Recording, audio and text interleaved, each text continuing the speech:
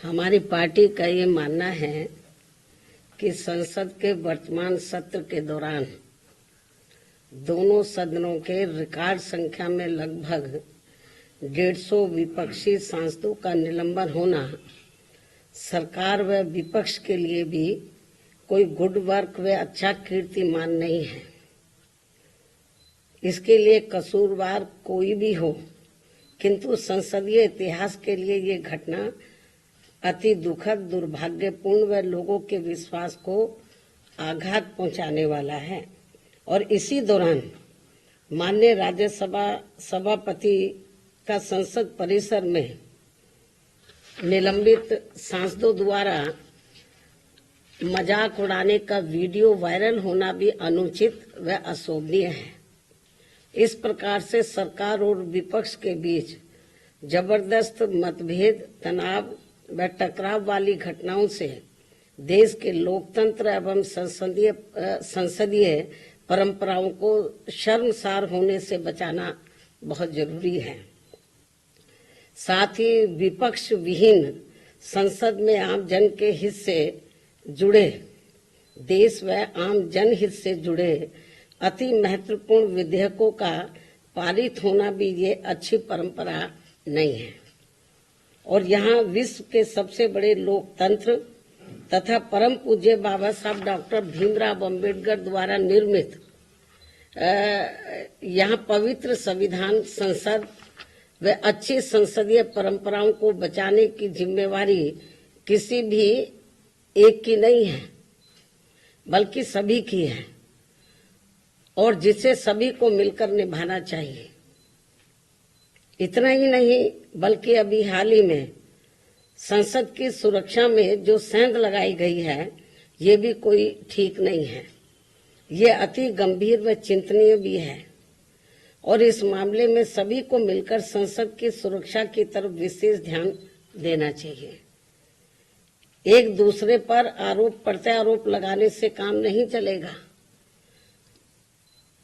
बल्कि इस मामले को सभी को गंभीरता से लेना चाहिए तथा इसके जो भी दोषी व षड्यंत्रकारी हैं तो उनके विरुद्ध सख्त कानूनी कार्रवाई भी होना अत्यंत जरूरी है तथा ऐसे में इसके खुफिया विभाग को भी अब काफी सतर्क रहने की जरूरत है ताकि आगे कभी भी ऐसी घटना की पुनरावृत्ति न हो सके। इसके अलावा विपक्ष के गठबंधन में बीएसपी सहित अन्य जो भी पार्टियां शामिल नहीं हैं, बीएसपी सहित अन्य जो भी विपक्षी पार्टियां शामिल नहीं हैं, तो उनके बारे में किसी को भी बेफजूल कोई भी टीका टिप्पणी करना उचित नहीं है तथा इससे इनको बचना चाहिए। मेरी इनको यही सलाह भी है, क्योंकि भविष्य में देश व जनहित में कब किसको किसी की भी जरूरत पड़ जाए, ये कुछ भी कहा नहीं जा सकता है। अर्थात फिर ऐसे लोगों को व पार्टियों को भी काफी शर्मिंदगी उठानी पड़े, ये ठीक नहीं है।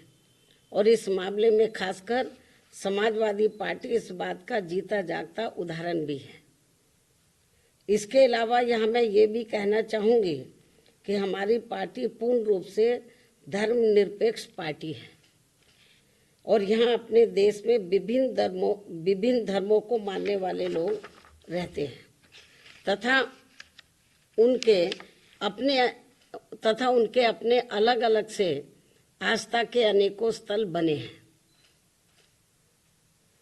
जिन सभी का हमारी पार्टी हमेशा सम्मान करती रही है और आगे भी करती रहेगी।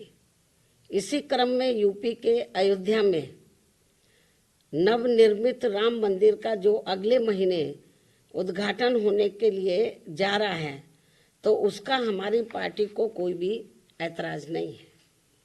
और यहाँ अयोध्या में कोर्ट के आदेश पर सरकार द्वारा निर्धारित की गई जमीन पर जब भी मस्जिद का निर्माण होता है, तो तब उसके उद्घाटन का भी हमारी पार्टी कोई ऐतराज नहीं करेगी।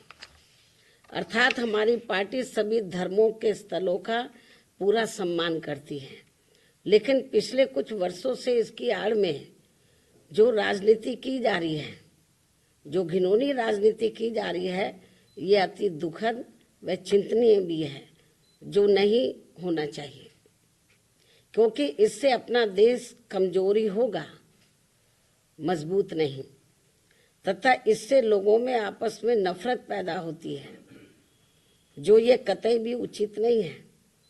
इस बात का भी सभी को पूरा ध्यान रखना चाहिए। इन्हीं कुछ खास बातों के साथ ही अब मैं अपनी बात यही समाप्त करती हूँ।